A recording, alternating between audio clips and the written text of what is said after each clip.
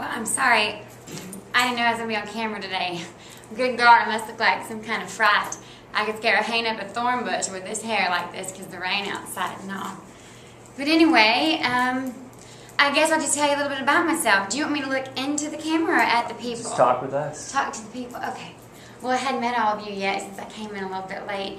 But my name's July, and I'm originally from Texas, but I spent one leg in Kentucky my whole life, and one leg in Louisiana, and one leg clogging all over Nashville, Tennessee, and Memphis. I know a lot about blues and jazz and singing and dancing, and a little place called the Grand Ole Opry. I bet none of y'all ever heard of that, have you? In California, it's not that big of a deal. But I do have quite a resume from there to those folks. Anyway, I guess growing up in Texas and Kentucky, I got lots of friends. My best friend is Tara Jo. Tara, like Gone with the Wind. She's been my pal all my life. It was sad to leave her. And what else? Well, I went to New York for a while, but just like y'all, they don't know anything about the Grand Ole Opry, so they weren't happy to have me there. Let's see, I hit the pavement for a while. And you know, I always thought it was kind of like, oh, what's her name? She's from Texas too. You know Carol Burnett? That you come with your suitcase and you knock on doors and stuff? And that one day finally somebody says, yes! But that didn't really happen. Instead, the rent just got high. So I headed on to California, to the West Coast. And I don't know. Well, I guess that's all I really know about me. I mean, y'all, I don't know what I'm going to say up here no more than a rabbit does. So y'all ask me some questions. Yeah, let's open it up. Do you know any of the Grand Ole Opry legends, like Minnie Pearl or? Oh my goodness. Yes, I grew up knowing Minnie Pearl. Now, I didn't get to meet her later in life, but as a little girl, I watched her. I even had an act that I did, and I won Best East Texas Child Actress playing Minnie Pearl. She was my grandma's favorite. How come your mom didn't name you June instead of July? I don't know. You know, that's a funny question because I wasn't even born in July. She just likes July, so she said, I'll name her July. And that's what everybody calls me. Everywhere I go, July, all over town. It's the worst because people don't know if somebody's talking about the weather or the season changing or what month it is. But it's just my name. You never wanted to change it to June? No. I can't imagine why June would be any better than July. Do you? No, I just think it's more popular. Oh. Well, I guess so. Were you poor growing up? Was it poor?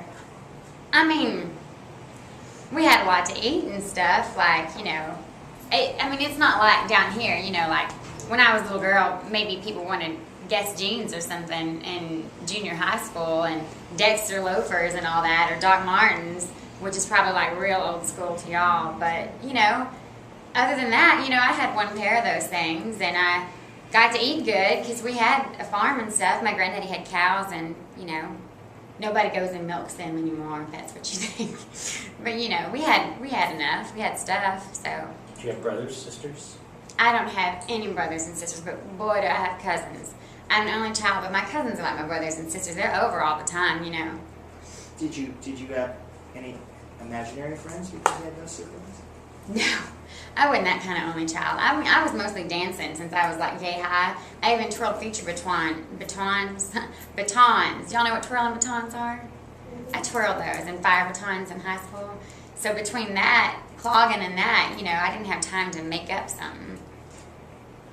Were you ever one of those toddlers in tiaras? Now, let me tell you something about that. Can I clear the air about that? Because when I was a little girl, I was in one of those books that your own Miss JonBenet Ramsey was in, okay? But let me tell you, it was not like that. We didn't have makeup on or foundation. Your mama just pinched your little cheeks and told you to bite your lips, and maybe she spit on her finger and pumped up your lashes or something. But it wasn't about, like, not even makeup, much less spray tanner and these false teeth and all that crazy stuff. It wasn't like that. And you just walked in there and they asked you what's your favorite food and if you had any pets or something, and you just smiled and stood in pretty feet. That's all it was. And then it was a chance to showcase your talent if you knew how to sing or dance or something. But this, today, is completely different, you know. It wasn't like that when I was a kid. What's the most interesting animal you ever ate? I ever ate? Ate.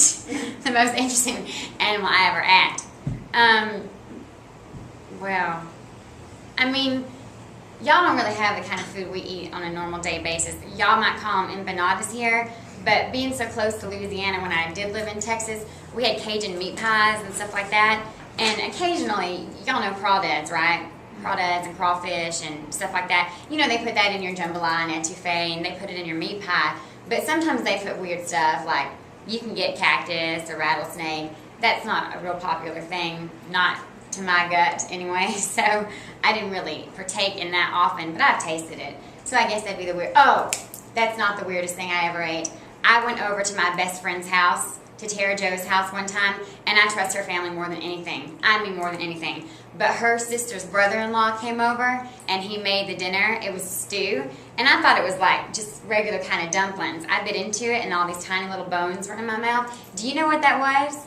That boy had gone out there and shot a squirrel and made squirrel dumplings. Nasty shit I ever tasted. That will be the worst thing I ever ate. Wait, really, we're out of time, but I gotta get some questions in here. If you were in a relationship and your boyfriend or husband or whatever cheated on you, how would you react to that? Well, I can tell you that right now. I was in a relationship with Tripp, Mr. Tripp Washington, and let me tell you what he did to me. He did cheat on me, and that's why I went to New York. So if you want to know how I react, I guess I just pack up and go, or pack his stuff up. He'd be sitting on the porch for him, you know, when he came home real nice like. So that's what you would do with a relationship, but what would you do if it were like somebody closer, like a family member, that really hurts you in a bad way? Well, I imagine I'd ask them why they did it, and if the reason wasn't good enough, I'd do the same thing. Just be done. Cool. I like that. All right, everybody, give it up for July.